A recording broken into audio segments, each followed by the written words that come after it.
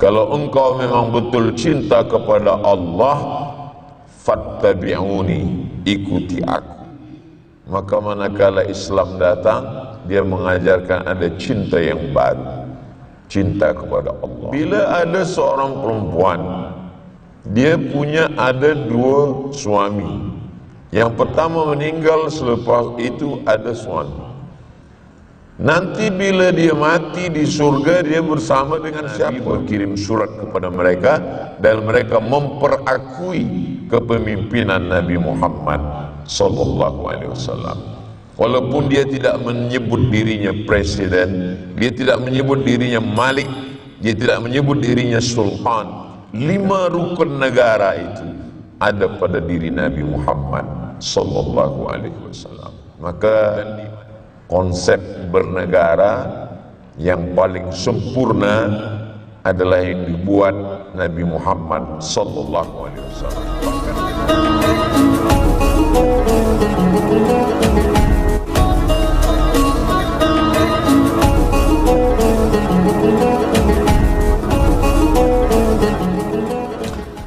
Bicara tentang cinta biasa dikaitkan antara lelaki dengan perempuan, orang yang muda belia dengan seorang gadis.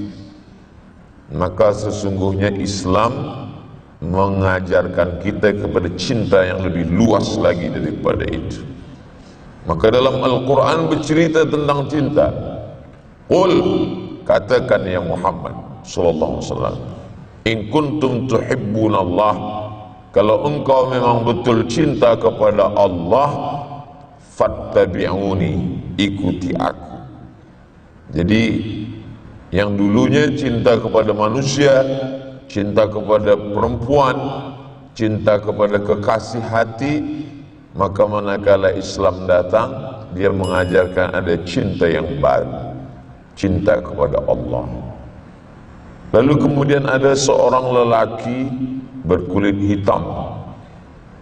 Dia jumpa dengan Nabi, dia peluk kuat Nabi. Dia menangis. Kata Nabi, kenapa engkau menangis? Kerana rasanya nanti di akhirat aku tak mungkin berjumpa dengan engkau ya Rasulullah. Engkau putih orang Quraisy, aku hitam. Engkau Nabi, aku manusia biasa. Engkau banyak amal penghuni surga, aku banyak dosa. Rasanya aku tak mungkin berjumpa dengan engkau. Kata Nabi, al-mar'u ma'aman ahab, orang akan bersama dengan siapa yang dia cinta. Jadi kalau kita cinta, kita akan selalu bersama. Ada seorang perempuan cinta kepada suaminya, suami pun juga cinta kepada istrinya. Malang tak dapat ditolak, untung tak dapat diraih. Rupanya yang berkata engkaulah sehidup semati, manakala malaikat maut, engkau hidup, aku mati. Tak sama-sama mati. Lepas itu si perempuan menikah lagi.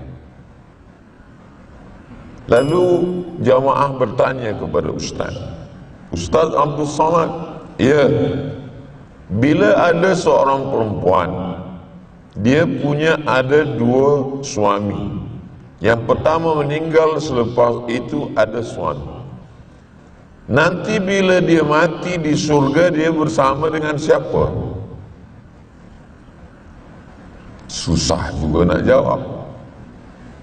Tapi bila kita baca kitab Ihya Ulumuddin yang dituliskan oleh Imam Abu Hamid Al-Ghazali, meninggal tahun 505. Kata Imam Al-Ghazali, perempuan itu nanti akan bersama dengan suami yang paling baik akhlaknya. Akhlak itu keluar daripada cinta. Kalau suami itu cinta kepada istri, maka akan baik akhlaknya. Begitu juga dengan istri, kalau dia cinta kepada suami, akan baik akhlaknya. Ada seorang perempuan mengadu kepada saya, Ustaz Abdul Samad, ya,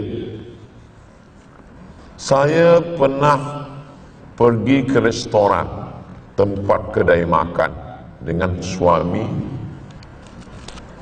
Bila saya tersilap minum jus tu tumpah, suami saya mengamuk. Apa dia cakap? Keluar binatang dari mulut dia, semua keluar, bukan satu binatang. Tapi bila dia pergi dengan kawan dia buat yang sama, tumpah kopi, tumpah teh tarik. Dia kata, jangan susah hati, kita boleh pesan lagi. Jadi kalau begitu macam mana Ustaz Abdul Somad? Kata saya, mungkin dia lebih cinta pada kawan dia daripada awak. Sebab kalau cinta tidak menyakiti, kalau cinta tidak menyiksa. Al-hub, kata Nabi SAW, membuat orang menjadi tidak merasa lama bersama, membuat orang memberikan apa saja. Ini tentang hub, cinta. Sekarang cinta kepada negara. Apa itu negara? Maka rukun negara ada 5. Yang pertama ada rakyatnya, yang kedua ada kawasannya, yang ketiga ada ulil amri, pemimpinnya, yang keempat ada hukum hakam yang menjadikan pedoman, yang kelima diperakui oleh negara lain, barulah dia disebut sebagai negara.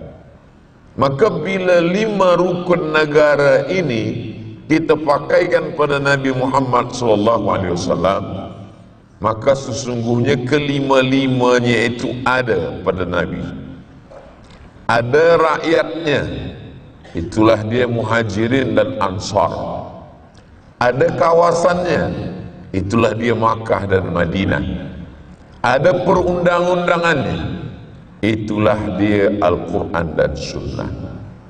Ada ulil amrinya, itulah dia Nabi Muhammad SAW, Abu Bakar, Umar, Talha, Zubair, Aisyah, Usamah bin Zaid, Abdurrahman bin Auf, Zaid bin Thabit. Ada sekretari, ada yang menulis, ada translator yang menerjemahkan khutbah-khutbah Nabi, itulah dia Zaid bin Thabit. Lalu kemudian diperakui oleh negara lain. Maka Nabi mengirim surat kepada penguasa Mesir yang saat itu bernama Jirjis, panggilan dia Muqawqis. Nabi berkirim surat kepada penguasa Mesir, Nabi berkirim surat kepada penguasa Persia, namanya yang dikenal dengan Shahin Shah, raja segala raja, Kisra namanya. Nabi berkirim surat kepada Raja Rum yang bernama seorang Hirqal dalam tulisan Arab, Heraklius kata orang putih. Artinya Nabi berkirim surat kepada mereka dan mereka memperakui kepemimpinan Nabi Muhammad sallallahu alaihi wasallam.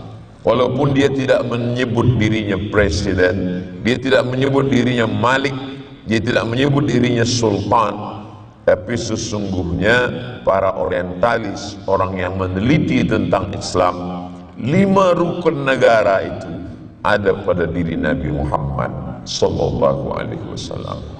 Dan di Madinah tidak hanya orang Islam, di situ ada Yahudi Bani Nadir, ada Yahudi Quraizah, ada Yahudi Qainuqa, ada Yahudi Khaybar. Maka ada 12 pasal dalam muahadah Madinah. Sesiapa saja yang datang dari kota Makkah ingin merosakkan kota Madinah, maka orang Madinah bekerja sama walaupun dia tidak Islam untuk membela kota Madinah. Sesiapa saja yang datang dari kota Makkah ingin mengganggu orang Madinah, terjadi perang, maka semua pembiayaan uang untuk perang ditanggung oleh penduduk Madinah walaupun dia tidak Islam. Maka konsep bernegara yang paling sempurna adalah yang dibuat Nabi Muhammad sallallahu alaihi wasallam.